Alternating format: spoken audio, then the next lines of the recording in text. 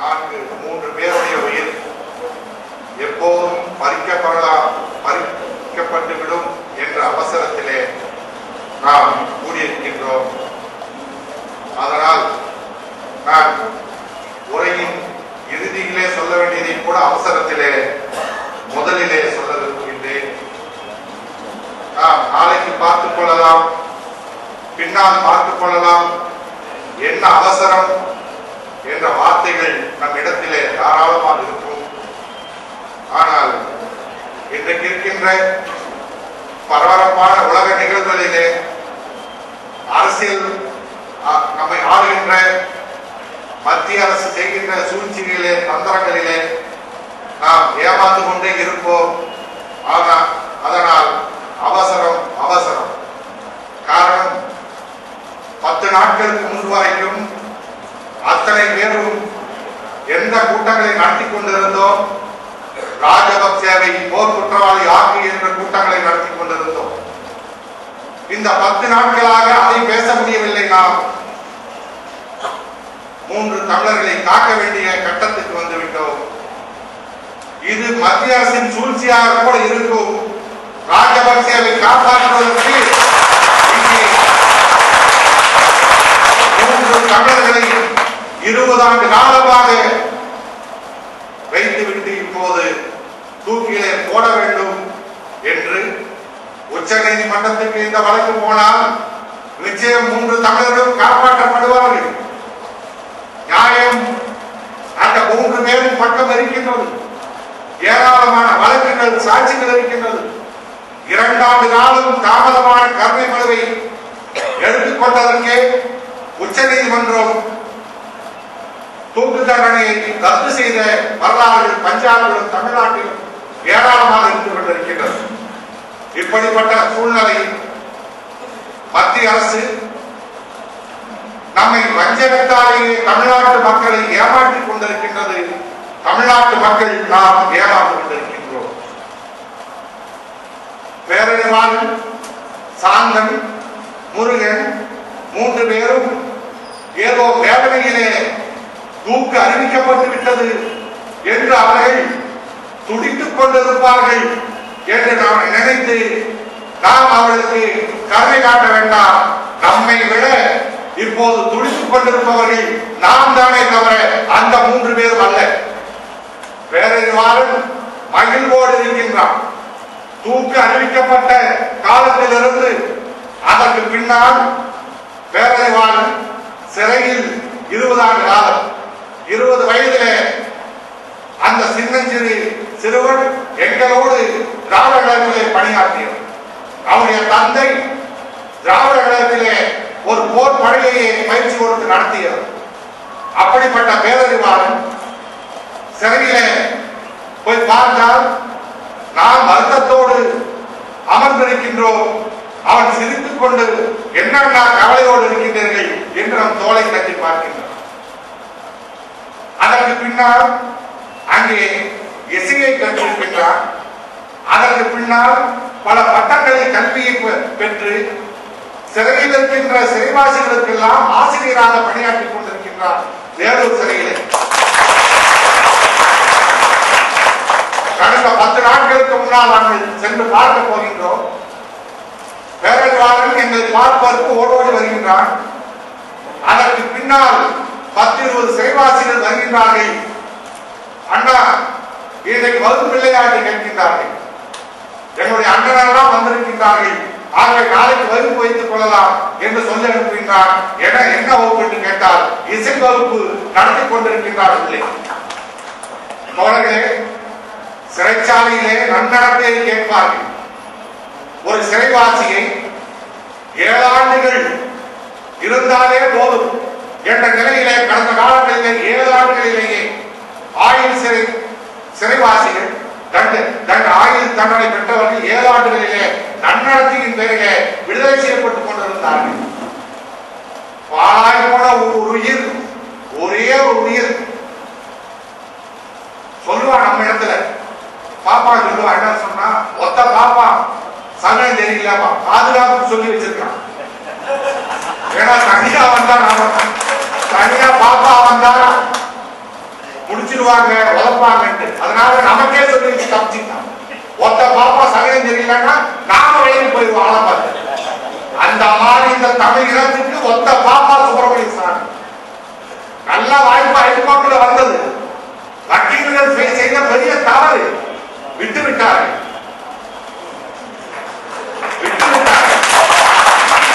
அவர் மட்டுமல்ல, அன்றைக்கு உச்சத்திலே போர், ஈழத்திலே போர் நடந்து கொண்டிருந்த போது வழக்கறிஞர்கள் தான் அந்த போர் ஆதரித்து தொடர்ந்து 6 மாத காலம் தமிழ்நாட்டிலே உயிரோட்டமாக மக்களிடத்திலே கொண்டு வந்தார்கள். காரணம், அவர்கள் மீது காவல்துறை கை வைக்க முடியவில்லை. அப்படிப்பட்ட வாய்ப்பிலும் சுப்பிரமணிய சாமி இருக்கிறார்கள். அதனுடைய பலன் இன்னைக்கு சிறைச்சாலையிலே வீரப்பனுடைய அண்ணன் எல்லாம் 22 வருடம் 25 வருடம் சிறைச்சாலையில் இருக்கின்றார்கள். இல்லாவிட்டால் சுப்பிரமணிய சாமி என்ற ஒரு பார்ப்பான் மட்டும் தமிழ்நாட்டிலே இல்லாமல் இருந்திருந்தால் ஏராளமான சிறைவாசிகள் 10 ஆண்டுகளுக்கு 15 ஆண்டுகளுக்கு இருப்பவர்கள் எல்லாம் சிறையில் விட்டு அண்ணா பிறந்த நாளிலே கடந்த ஆண்டுகளிலே வெளியிலே வந்திருப்பார்கள். அவன் போய் உச்ச நீதிமன்றத்திலே தடை வாங்கி வைத்தான். அப்படிப்பட்ட நிலையிலே தோழர்களே,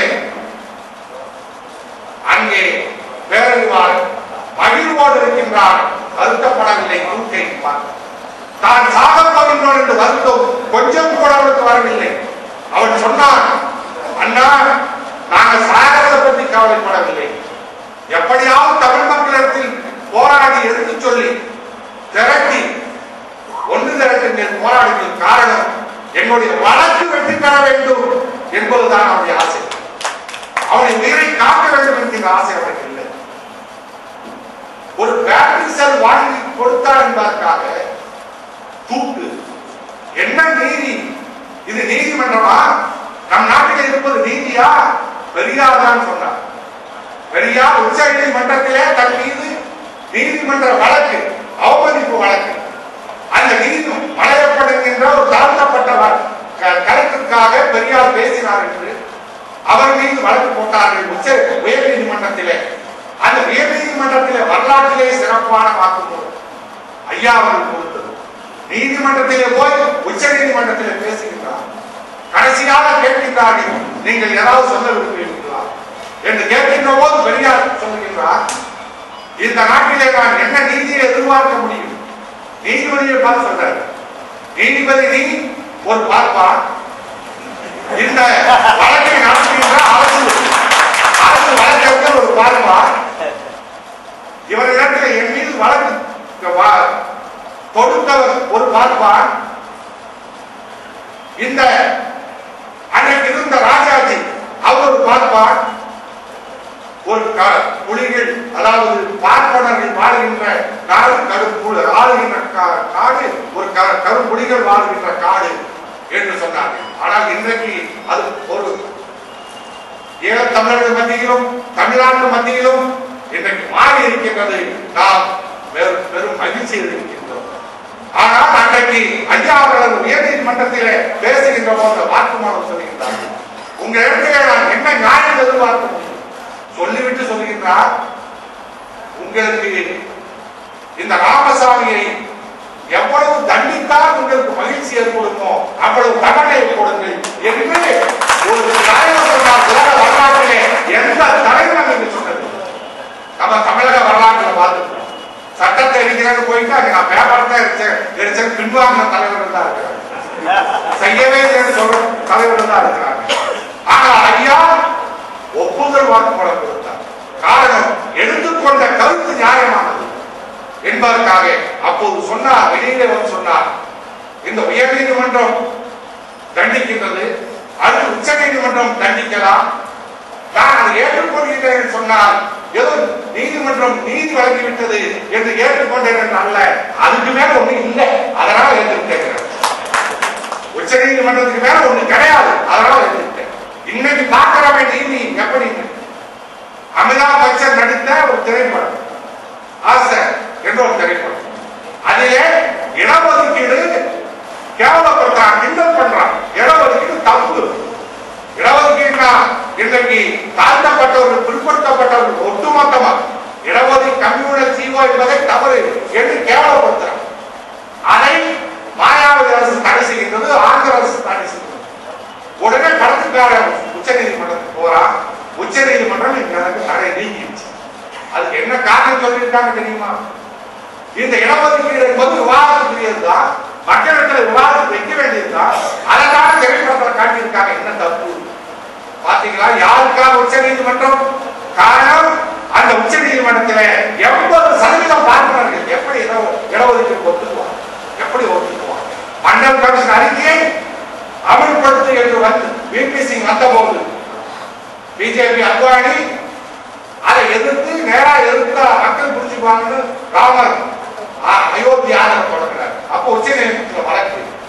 அப்போ தெருவில் போய் படுத்துக்கிறவங்க எல்லாம் பெட்ரோல் கொடுத்து குஜராத்ல இந்த 70 மண்டல் கமிஷனுக்கு எதிராக தற்கொலை பண்ணிட்டாங்க அப்படின்னு பத்திரிகை எல்லாம் எழுதியது, தொலைக்காட்சிகள் எல்லாம் காட்டியது. அதை பார்த்து உச்ச நீதிமன்றத்தில் நீதிபதிகள் தீர்ப்பு வழங்கிட்டார். சட்டத்தை பார்த்து சொல்லல, சமூகத்தில் ஏற்றுக்கிறப்பா கலவரம் வருது அப்படின்னு சொல்லி காரணம் காட்டியிருக்காங்க. அது போல இன்னைக்கு இந்த படத்துக்கும் அந்த மாதிரி ஒரு தீர்ப்பு. அப்படிப்பட்ட நீதிமன்றங்கள் தான் நமக்கு இருக்கின்ற நீதிமன்றங்கள். இல்லாவிட்டா 26 பேருக்கு நம்ம தடா நீதிமன்றம் மொத்தம் 26 பேர் ராஜீவ் காந்தி வழக்குல 26 பேருக்கு தூக்கு. உலகத்தில் எந்த வழக்கிலும் இப்படி வந்ததில்லை. எந்த வழக்கிலும் உள்ள அத்தனை பேருக்கு தூக்கு என்று வந்ததில்லை. ஆனா தடா நீதிமன்றம் வழங்கி இருக்கிறது. அதுக்கு பின்னாடி உச்ச நீதிமன்றத்துக்கு போறாங்க. உச்ச நீதிமன்றத்துக்கு போனா 3 பேரை தவிர மற்றவர்கள் 4 பேருக்கு ஆயுள் தண்டனை, மற்றவர்கள் எல்லாம் விடுதலை. என்னையா நீதி? என்ன இதே சட்டம் தானே. தடா சட்டத்துல நீதிமன்றத்தில் என்ன சட்ட புத்தகமோ அதேதான் உச்ச நீதிமன்றத்தில் இருந்திருக்கும். அப்ப உச்ச நீதிமன்றத்துல தீர்ப்பு சரி, அதுக்கு மேல ஒரு நீதிமன்றம் இருந்தா போயிருந்தோம்னா இவங்க 3 பேரையும் கூட நியாயம் பெற்று விடுதலை செய்திருக்கோம். அப்போ இந்த நீதி என்பது நமக்கு நியாயமான நேர்மையான நீதி இல்லை என்பதை நாம் புரிந்து கொள்ள முடியும். இந்த தடா வழக்கிலே தான் இந்த 3 பேரும் தூக்கில் இருக்கின்றார். இங்க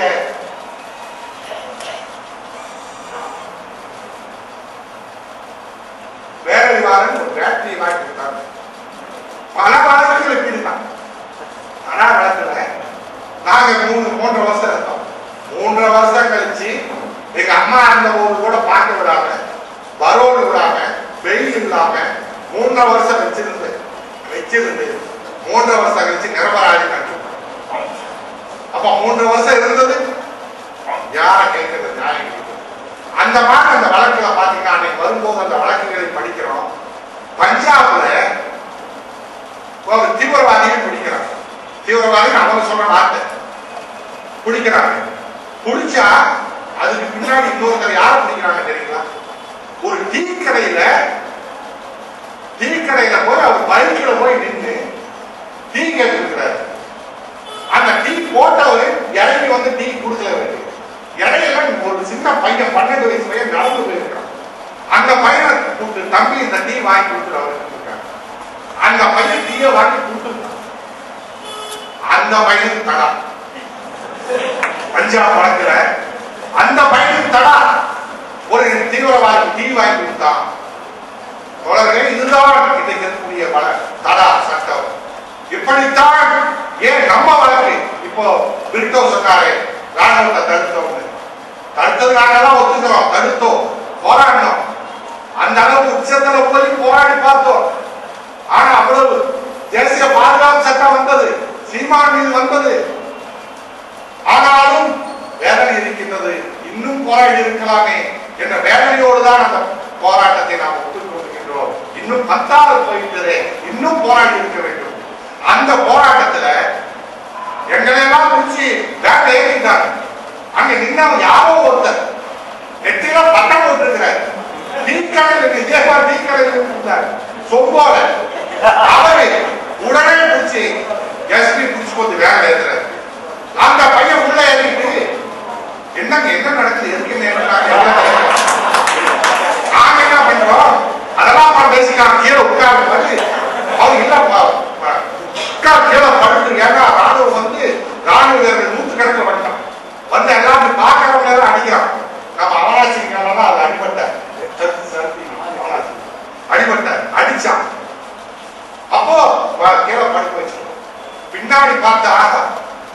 போய் நிதானமா யாரப்பா நீ என்னையாண்ணா நான் கோயில் பூசாரிங்க என் குழந்தைக்கு பால் வாங்க வந்தேன் பேரங்களான்னு கேட்டாங்க பிரபாகரன் கூப்பிட்டு வந்தாங்க இதுதான் போலீஸ் இதுதான் நீதிமன்றம் விடுதலை செய்யல 3 மாசம் கழிச்சுதான் நியாயம் கிடைக்கல 3 மாசம் கழிச்சுதான் பெயில் கிடைச்சது தோழர்களே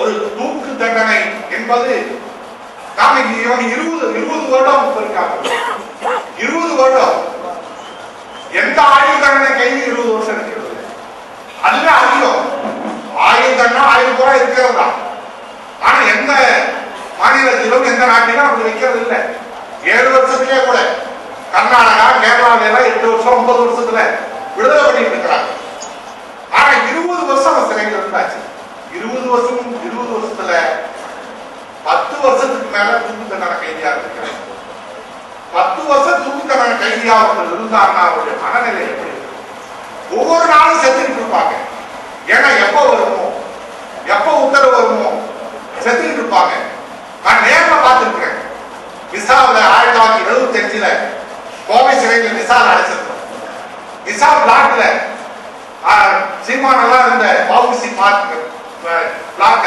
பக்கத்துல விசா பிளாக் அந்த விசா பிளாக் அடுத்த பிளாக் தான் இது கண்டம் பிளாக் அது பேரு பிளாக் பேரு கண்டம் உள்ள தள்ளானா கண்டம் தான் தூக்குதண்டனை கைது அதுக்காக கண்டம் பிளாக்னு செய்த பேரு அந்த அங்கிருந்து விளக்கேற்றி பொன்னுசாமின்னு ஒரு தூக்கு அறிவிச்சிட்டாங்க அவர் என்ன வழக்குன்னா ஒருத்தர் கொண்டுட்டு அவங்க வீட்டுல இருந்த மாட்டையும் கொண்டுட்டாங்க மாட்டையும் கொண்டதுக்காக தூக்கு உறுதியாயிடுச்சு உறுதியாகி ஒரு 10 நாள் தூக்குல போட போறாங்க தேதி அறிவிச்சிட்டாங்க எங்களுக்கெல்லாம் அது முன்னாடி பார்த்தது இல்லை அதனால அவர் எப்படி ஒவ்வொருத்தரும் அவர் எப்படி இருப்பாரு என்னன்றது மேல செவுத்து மேல எங்க பிளாக் இருந்து அவர் வேடிக்கை பார்த்துட்டு அவர் வந்து கலங்கல தைரியம் சொல்லுவார் எங்களுக்கெல்லாம் அவர் தைரியம் சொல்லுவார் ஆனா என்ன நடந்ததுன்னா ஒரு நாள் தூக்கு போடுறதுக்கு 2 நாளைக்கு முன்னாடி அவங்க வீட்டுல வந்து மனைவி பிளாக் உள்ள அடைச்சிருக்கா வெளியே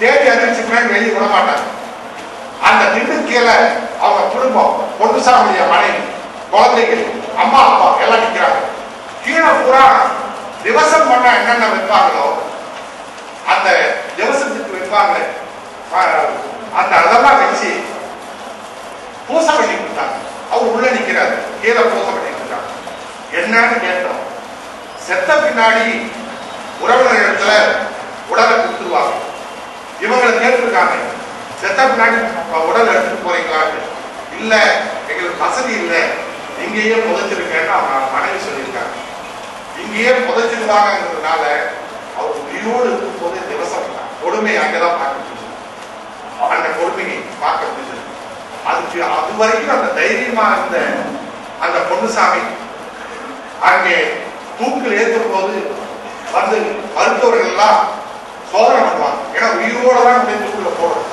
உயிரோடு இருக்காரான்னு சோதனை பண்ணுவாங்க சோதனை பண்ணா அவரால் நிற்க முடியல அப்படியே படுத்தே கிடைக்கிறார் 2 நாட்களாக அந்த திவசம் முடிஞ்ச உடனே வயிற்றால போயிட்டே இருக்கு வயிற்று அப்படியே பிணமாக இருக்காது நிற்க முடியல காலையில 5 மணிக்கு கொண்டு போவாங்க சிறை கைதிகள்லாம் வெளியில விடுறதுக்குள்ள இவரை தூக்குல போட்டுருவாங்க அதுக்காக கொண்டு போறாங்க போனா அவர் முகமொழி போட்டு கொண்டு போறாங்க 4 பேர் தூக்கிட்டு போறாங்க காரணம் அங்க செத்து போயிட்டார் அந்த வேதனையே இது நேர்ல பார்த்த கொடுமை அங்க தூக்கு என்று உயிர் மறுக்கப்படும் என்று அறிவித்தால் ஒவ்வொரு மனிதனுடைய நிலைமை குறித்தாக இருக்கும் இப்படிப்பட்ட தூக்கை உலக நாடுகள் எல்லாம் ஏறக்குறைய 60-70% உலக நாடுகள் ஒழித்து விட்டது தேவையில்லை என்று சொல்லிவிட்டது ஒரு காலத்திலே காட்டு பிராண்டி காலத்திலே கல்லுக்கு பல் ரத்தத்துக்கு ரத்தம் என்று பழைய பைபிள் இருந்தது பழைய ஏற்பாட்டு இருந்தது அந்த கிறிஸ்தவர்கள் கூட புதிய ஏற்பாட்டை மாற்றிட்டாங்க பழைய ஏற்பாட்டுல பல்லுக்கு பல் என்று இருந்தது புதிய ஏற்பாட்டு என்ன சொல்றான் ஒரு கண்ணத்தை காட்டினா மறு கண்ணத்தை காட்டுங்க இப்ப காட்ட வேண்டியதே இல்லை 2 அப்படின்னு போறோம் ஆனா பல்லுக்கு பல் எழுதுன்னு சொன்ன பைபிள் ஒரு கண்ணத்தை காட்டு என்று சொல்கின்ற அளவுக்கு மதம் கூட மாறிவிட்டது. ஆனால் இங்கே நாகரிக சமுதாயத்திலே இந்த நாட்டிலேதான் காந்தி பிறந்தார் என்று சொல்கின்றான், புத்தன் பிறந்தார் என்று சொல்கின்றான். புத்தனை இங்கே வைத்திருந்தால் கூட இங்கே கருணை பிறந்திருக்கும். நாம தான் அவனை சிவனை கழிச்சுட்டு அங்கிருந்து பலகாரங்களை கொடுத்துட்டேன். அன்பே உருவான புத்தனை அவனுக்கு கொடுத்துட்டு கொலகாரன் நம்ம கொடுத்திருக்கோம். ஆகவே மதிப்புக்குரிய தோழர்களே, அந்த 3 பேரை அவசரமாக நாம் காப்பாற்ற வேண்டும். காப்பாற்றுவோமா என்று கேட்டால் இந்த தமிழனை நினைத்து பார்த்தால் வழக்கறிஞர் பிரிட்டோவை ஈழத் தமிழர்கள் கேட்ட கேள்விதான் நமக்கு கேட்டுக் கொள்ள வேண்டியிருக்கிறது.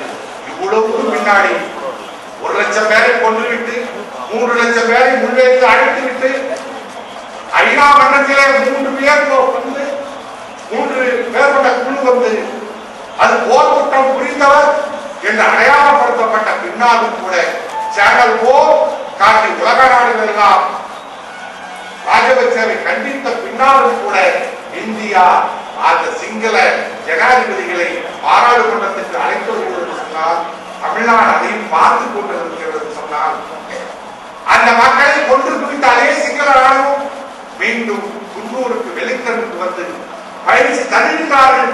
தருவோம், அப்படித்தான் தருவோம் என்று இந்திய அரசு தருகின்ற போதும் தமிழ்நாட்டு மக்கள் பார்த்துக் கொண்டிருக்கிறார்கள் சொன்னால், தோழர்களே, தமிழர்களே, நாம் இந்த 3 பேரையும் அப்படித்தான் விட்டு விடுவோமா என்ற கவலை இருக்கின்றது.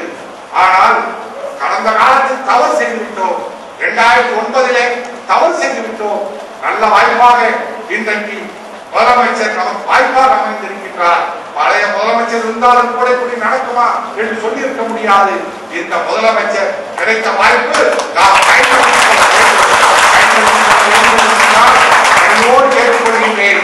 ராஜீவ் கொலை வழக்கை யாரும் அதை இதுவரைக்கும் நாம் பேசினோம், யாரும் நாம் ஒன்றும் தவறு என்று சொல்லவில்லை. அது தண்டனை தான் என்று கூட ஒப்புக்கொண்டோம். ஆனாலும் இனி அதை பற்றி விவாதிக்காமல், அதை பற்றி பேசிக் கொண்டிருக்காமல், அந்த நியாயங்களை சொல்லிக் கொண்டிருக்காமல், ஏனென்று சொன்னால் காங்கிரஸ்காரன் எப்படி திரும்ப உள்ளே வந்து இந்த தமிழர்களை குழப்ப முடியும், இந்த 3 பேரை தூக்கில் ஏற்ற முடியும் என்று காத்துக் கொண்டிருக்கின்றார். அதற்காகத்தான் சீமானை வம்புக்கு இருந்து கொண்டிருக்கின்றார்கள். தொடர்ந்து சீமானை கைது செய்ய வேண்டும், சீமானை கைது செய்ய வேண்டும் என்று. ஆனால் நாம் இங்கே சீமானை கைது செய்து பார்த்தால் தெரியும் தமிழ்நாடு மீண்டும் என்ன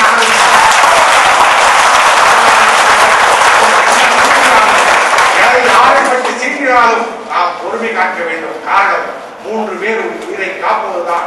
அதை காப்பதற்கு நிச்சயம் நம் தமிழ்நாட்டு முதலமைச்சர் அந்த தீர்மானத்தை கொண்டு வருவார். எப்போது கொண்டு வருவார் என்று சொன்னால், இது மக்கள் பொருளாக மாறுகின்ற போது, மக்கள் கருத்தாக மாறுகின்ற போது அந்த தீர்மானம் நிறைவேற வாய்ப்புகள் நம் கண் முன்னால் வெளிச்சமாக தெரிகின்றது. ஆகவே தமிழர்களே, இளைஞர்களே, நாம் உணர்ச்சிக்கு மட்டும் இடம் கொடுக்காமல், காங்கிரஸ்காரனுக்கு இடம் கொடுக்காமல் இந்த 3 பேரை காப்பதற்கு ஒன்று கூடுவோம். 1/22 சென்னையிலே வைகோவும் சீமானும் பாண்டியனும் திருமாவளவனும் எல்லாரும் இவர்களெல்லாம் ஒரு மேடையில் அமர்ந்தால் போதும், வெற்றி பெற்று விடலாம். ஒரு மேடையில் அமர்ந்தால் போதும், காங்கிரஸை தவிர எல்லோரையும் ஓரணியிலே திரட்டுவோம். திரண்டால் அதற்கு தமிழ் மக்களே, இளைஞர்களே, நாம் நீங்கள் சிந்தியுங்கள், செயல்படுங்கள். உணர்ச்சி மட்டும் போதாது, நமக்கு விவேகமும் தேவை. அதை பயன்படுத்தி இயக்கங்களை ஒன்றாக்குவோம். இயக்கங்கள் ஒன்றானால் தமிழர்கள் ரொம்ப